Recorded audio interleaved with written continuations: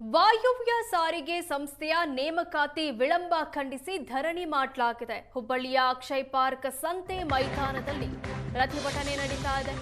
ಕಾರ್ಮಿಕ ಮುಖಂಡ ಸುಭಾಷ್ ಸಿಂಗ್ ಜಮಾದಾರ್ ನೇತೃತ್ವದಲ್ಲಿ ಈ ಧರಣಿ ನಡೀತಾ ಇದೆ. 2019-20ರಲ್ಲಿ ಚಾಲಕ ನಿರ್ವಾಹಕ ನೇಮಕಾತಿ ಅಧಿಸೂಚನೆ ಹೊರಡಿಸಲಾಗಿತ್ತು. 1 ವರ್ಷ ಕಳೆದ್ರೂ 814 ಅಭ್ಯರ್ಥಿಗಳಿಗೆ ನೇಮಕಾತಿ ಆದೇಶ ನೀಡಿಲ್ಲ. ಕಳೆದ 7 ವರ್ಷದಿಂದ ನೇಮಕಾತಿಗೆ ಅಭ್ಯರ್ಥಿಗಳು ಕಾಯ್ತಾ ಇದ್ದಾರೆ. ಅಂದಿನ ಸಾರಿಗೆ ಸಚಿವ ರಾಮಲಿಂಗಾರೆಡ್ಡಿ ಭರವಸೆ ಹುಸಿಯಾಗಿದೆ ಅಂತ ಪ್ರತಿಭಟನಾಕಾರರು ಆಕ್ರೋಶ ವ್ಯಕ್ತಪಡಿಸಿದ್ದಾರೆ. 814 ಅಭ್ಯರ್ಥಿಗಳಿಗೆ ನೇಮಕಾತಿ ಆದೇಶ ವಿಳಂಬ ಖಂಡಿಸಿ ಹುಬ್ಬಳ್ಳಿಯಲ್ಲಿ ನಡೆದಿರುವಂತಹ ಪ್ರೊಟೆಸ್ಟ್ ಇದು.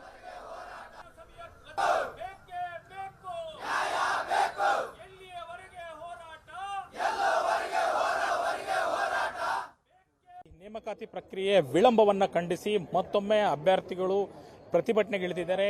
2019ರಲ್ಲಿ 2800ಕ್ಕೂ ಹೆಚ್ಚು ಪೋಸ್ಟ್ಗಳನ್ನು ಅಂದರೆ ಅಧಿಸೂಚನೆ ಹೊರಡಿಸಿತ್ತು, ನೇಮಕಾತಿ ಮಾಡ್ಕೊಳ್ತೀವಿ ಅಂತೇಳಿ. ಆಗ 1000 ಪೋಸ್ಟ್ಗಳನ್ನು ಮಾತ್ರ ತುಂಬಿದ್ರು. ಅದಾದ ನಂತರ ಆಕಾಂಕ್ಷಿಗಳು ಅಭ್ಯರ್ಥಿಗಳೆಲ್ಲರೂ ಕೂಡ ಪ್ರತಿಭಟನೆಗಳಿದ ನಂತರ ಮತ್ತೊಂದು 1000 ಪೋಸ್ಟ್ ತುಂಬಿದ್ರು. ಆದರೆ ಇನ್ನು 814 ಪೋಸ್ಟ್ಗಳನ್ನು ಇದುವರೆಗೂ ಕೂಡ ರಿಕ್ರೂಟ್ ಮಾಡ್ತಾ ಇಲ್ಲ. ಸಚಿವರು ಈಗಾಗಲೇ 3-4 ಬಾರಿ ಭರವಸೆಗಳನ್ನು ಕೊಟ್ಟಿದ್ರು. ಪ್ರತಿಭಟನೆಗಳಾದಾಗ ಭರವಸೆಗಳನ್ನು ಕೊಟ್ಟು ಮತ್ತೆ ಮರೆತು ಬಿಡ್ತಾರೆ. ಹಾಗಾಗಿ ಮತ್ತೊಮ್ಮೆ ಅಹೋರಾತ್ರಿ ಧರಣಿಗೆ ಇಲ್ಲಿ ಅಭ್ಯರ್ಥಿಗಳೆಲ್ಲರೂ ಕೂಡ ಸಿದ್ಧರಾಗಿದ್ದಾರೆ.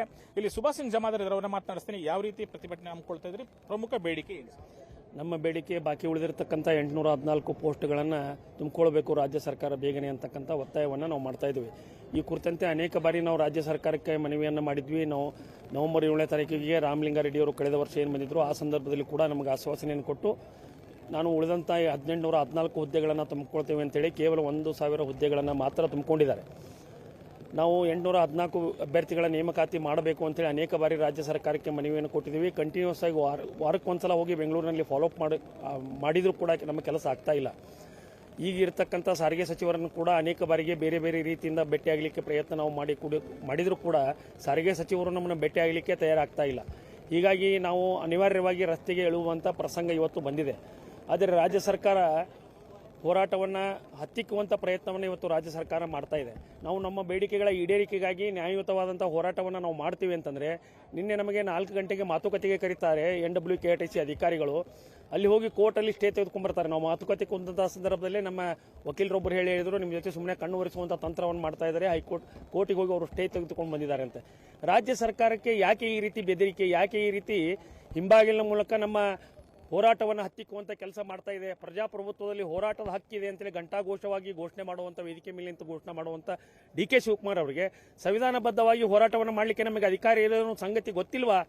ನೀವು ಹೋಗಿ ನೀಟ್ ಸಂಬಂಧ ಬೆಂಗಳೂರಿಗೆ ದಿಲ್ಲಿಗೆ ಹೋಗಿ ಹೋರಾಟ ಮಾಡ್ತೀರಿ. ಕರ್ನಾಟಕದ ಉತ್ತರ ಕರ್ನಾಟಕದ ಜನತೆ ಕಣ್ಣೀರನ್ನು ಕೂಳನ್ನು ತಿಂತಾ ಇದ್ದಾರೆ. ಯಾಕೆ ಈ ಶಬ್ದವನ್ನು ನಾನು ಬಳಸ್ತೇನೆ ಅಂತಂದರೆ, ಇವತ್ತು ಉತ್ತರ ಕರ್ನಾಟಕದಲ್ಲಿ ಬರ ಬಂದಿದೆ. ನೀವು 814 ಅಭ್ಯರ್ಥಿಗಳಂತ ಮಾತ್ರ ನೋಡ್ತಾ ಇದ್ದೀರಿ. ಬಟ್ ಈ ಒಂದು 814 ಹುದ್ದೆಗಾಗಿ 22,000 ಜನ ಕಾಯ್ತಾ ಇದ್ದಾರೆ ಅಂತಕ್ಕಂಥ ಸಂಗತಿ ನಿಮಗೆ ಗೊತ್ತಿಲ್ಲ ಅಂತ ಕಾಣಿಸುತ್ತೆ. ರಾಜ್ಯ ಸರ್ಕಾರ ಈ ಹಿಂಬಾಗಿಲಿನ ಏನು ಒಣ ರಾಜಕೀಯವನ್ನು ಮಾಡ್ತಾ ಇದೆ, ನಮ್ಮ ಹೋರಾಟವನ್ನು ಹತ್ತಿಕ್ಕುವಂತ ಏನು ಪ್ರಯತ್ನ ಮಾಡ್ತಾ ಇದೆ, ನಾವು ತೀವ್ರವಾಗಿ ಖಂಡಿಸ್ತೇವೆ. ಇದು ವಾಯುವ್ಯ ಸಾರಿಗೆ ಸಂಸ್ಥೆಯಲ್ಲಿ ನೇಮಕಾತಿಗಾಗಿ ಕಾಯ್ತಾ ಇರುವಂತಹ ಅಭ್ಯರ್ಥಿಗಳ ಪರವಾಗಿ ಹೋರಾಟ ರೂಪಿಸಿರುವಂತಹ ಸುಭಾಷ್ ಸಿಂಗ್ ಜಮಾದಾರ್ ಅವರ ಮಾತು. ಪ್ರತಿಭಟನಾ ಜಾಗದಲ್ಲಿ ನೋಡಬಹುದು ದೊಡ್ಡ ಸಂಖ್ಯೆಯಲ್ಲಿ ಪೊಲೀಸರನ್ನ ನಿಯೋಜನೆ ಮಾಡಲಾಗಿದೆ. ಇಲ್ಲದೇ ಇದ್ರೆ ಧರಣಿಯನ್ನ ಮುಂದುವರಿಸುತ್ತೇವೆ ಅನ್ನುವಂತ ಎಚ್ಚರಿಕೆಯನ್ನ ಕಾರ್ಮಿಕ ಮುಖಂಡರುಗಳು ನೀಡಿರುವಂತದ್ದು. ಹುಬ್ಬಳ್ಳಿಯಿಂದ ಕ್ಯಾಮರಾಮನ್ ನನ್ನ ಜೊತೆ ಗುರುರಾಜ್ ಹುಗಾರ್, ಏಷ್ಯಾನೆಟ್ ಸುವರ್ಣ ನ್ಯೂಸ್.